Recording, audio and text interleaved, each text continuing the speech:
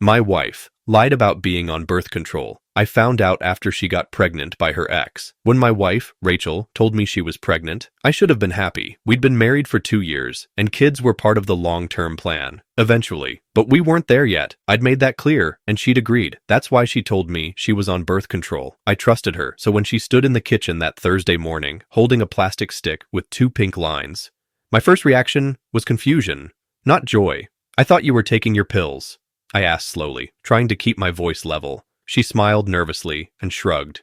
"I might have missed a few. I don't know. I didn't think it was a big deal." That felt off.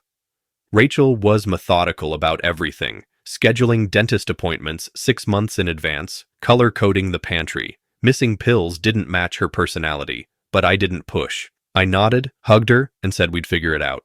Inside, I was spiraling. I didn't sleep much that week. Something about the whole situation didn't sit right. She didn't act like someone surprised by the news. There was no panic. No, "Oh no, what do we do?"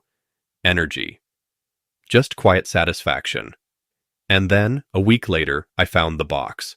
I was cleaning out the bathroom cabinet when I noticed her pill pack shoved behind the sink cleaner. Curious, I pulled it out and realized it hadn't been touched in months. Not days. Months. Half the pills were still in their foil. Dates didn't line up. It didn't make sense. I confronted her that night. "Rachel, how long have you not been taking your birth control?" She froze, blinked. "What are you talking about?" I held up the half-used packet. "This. You haven't been on it. For months." She stared at it like it was foreign, then looked at me. "I didn't think I needed to anymore. You told me you were still taking it." "I didn't want to argue," she said quietly. "I wanted us to move forward." "By lying?" I asked, louder now. "You manipulated me into this." Her eyes welled up. "It's still your baby." I stepped back, heart thudding. "You sure about that?" Her face went pale. That's when the bottom dropped out. She stammered, tried to recover, but it was too late. I saw the panic flood her eyes, the calculation behind her silence. That wasn't the face of someone caught off guard. That was the face of someone hiding a much bigger secret. I didn't even wait for her to respond. I grabbed my keys and left. And that night, I made a decision. I needed answers. Real ones. I didn't go far that night, just parked outside a gas station, staring blankly through the windshield, while the world moved without me. My phone buzzed a few times, calls from Rachel, but I didn't answer. My thoughts were spiraling too fast to slow down for her voice. Everything about the pregnancy felt wrong now, not just unexpected, deliberate, deceitful, and her reaction when I questioned paternity, that pause, that flicker of panic. It hadn't been imagined. I drove to my brother's place and crashed on his couch without giving him much detail. "Just need some space," I mumbled. He didn't ask questions, and I was grateful. The next morning, I woke up with the kind of clarity that only comes after a storm. I needed proof, real answers, not guesses, not suspicions, cold, undeniable truth. So I did something I'd never done before. I opened her laptop. Rachel and I rarely hid things from each other, or so I thought. Her passwords were saved on a note in my phone, mutual agreement from back when we were planning our wedding. I didn't feel guilty, not anymore. Her browser history was clean, suspiciously clean, like it had been wiped, but she hadn't cleared everything. Her email was still logged in. I didn't know what I was searching for until I found it, a message thread labeled T. At first glance, it looked normal. A few old exchanges, some vague mentions of catching up, and missing the way things used to be. Then, the one that hit me like a punch to the chest. 2 months ago, time-stamped 1:12 a.m. "Rachel, you were right. I still feel something. I wish things were different. T.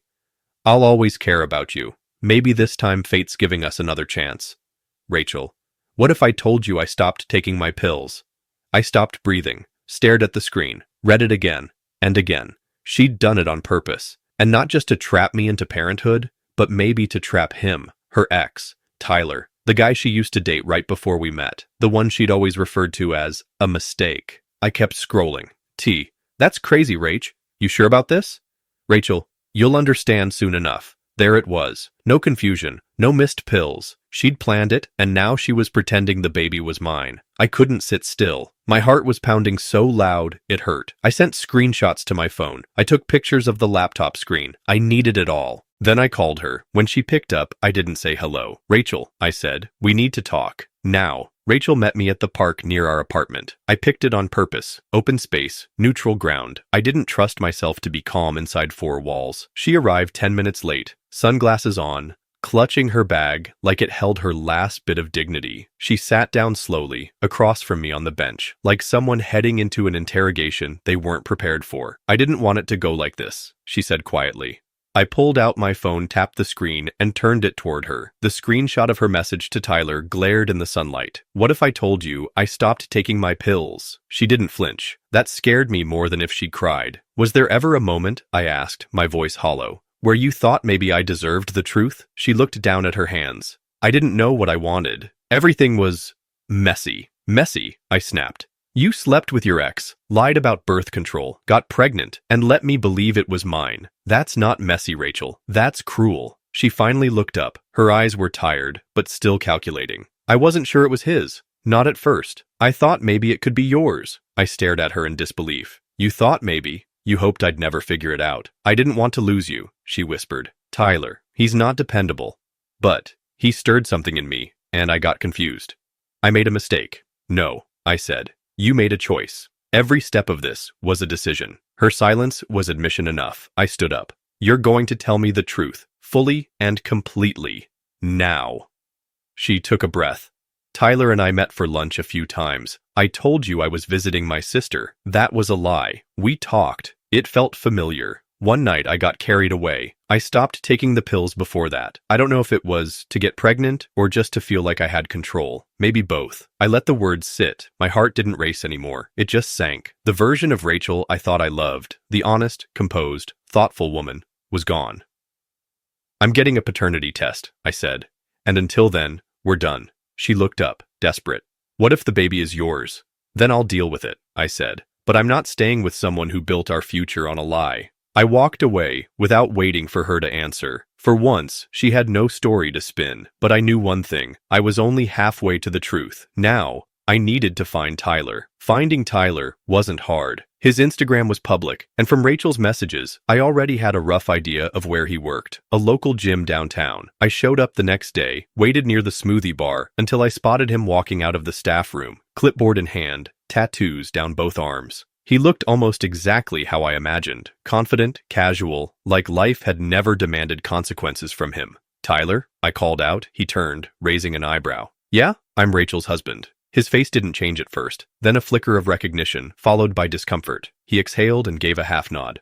"Right. This is about the kid? Straight to it. No denial. No acting dumb." I nodded. "She says she doesn't know who the father is, but I think you do." He scratched the back of his neck. "Look, man, I didn't know she was married. Not until after. I swear. You still slept with her knowing she had a serious boyfriend, didn't you?"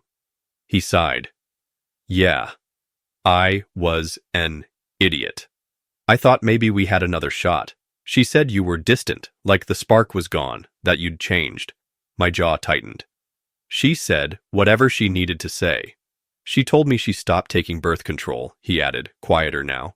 "Said it made her feel sick. I didn't think twice. I figured she knew what she was doing." I nodded slowly. That confirmed it. She wasn't just lying to me. She was playing both sides. Tyler leaned against the wall. "So what do you want from me?" "I want the truth. All of it. And when I get the paternity test results, I want you ready to step up, if it's yours." He looked away. "Yeah, I get that." "Because if it's not mine," I said, voice steady, "then I'm out. For good. And she can't keep pretending we're building a family when she destroyed it from the inside." He gave a slow nod. "You'll get no fight from me, man. Honestly, I hope it's not mine, either." That surprised me. "Why?" He looked me in the eyes. "Because she scares me a little now. She lied to you, lied to me, and the way she talked about getting pregnant, it was like strategy, not emotion." That sent a chill down my spine. I left the gym and drove straight to the clinic. Rachel had agreed, reluctantly, to the test. We had the appointment in 2 days. The silence at home was suffocating. She didn't speak. I didn't ask. 2 days later, we swabbed, signed, and walked out without a word. A week passed, then the results arrived in my inbox. I stared at the email for a long time before opening it. The subject line was plain: paternity test results. Confidential. But what it contained would determine everything: my future, my marriage, and the truth I'd been clawing toward since the moment Rachel smiled with that positive test in hand. My hands trembled as I clicked it. The document was short, clinical, cold. Probability of paternity, 0.00%. That was it. One line, one number, and with it, everything inside me went still. The baby wasn't mine. It should have hurt more than it did. But honestly, I think I'd already known. The lies had carved a slow, deliberate path to this truth. I just hadn't wanted to admit it out loud. Now, I didn't have to. I walked into the living room where Rachel sat pretending to read. She looked up, saw my face, and didn't even ask. She knew. "You read it?" she asked quietly. I nodded. "He's the father." Her hands curled around the edges of her book. "It doesn't change everything." "It changes everything," I said. "You lied about birth control. You slept with your ex. You let me believe this child was mine." I panicked, she whispered. "I didn't want to lose us. I thought if I could just start over with you, if you believed it was yours, maybe we'd find our way back." I shook my head slowly. "You didn't want a second chance. You wanted control, and now you've lost it." "I can fix this," she said, standing. "We can still raise the baby together. You've already been part of this." I stepped back. "I'm done. I'm not going to build a life on betrayal." Tears welled in her eyes, but I didn't feel sympathy anymore. Just fatigue, a deep, dragging exhaustion that made it hard to speak. "I'm filing for divorce," I said.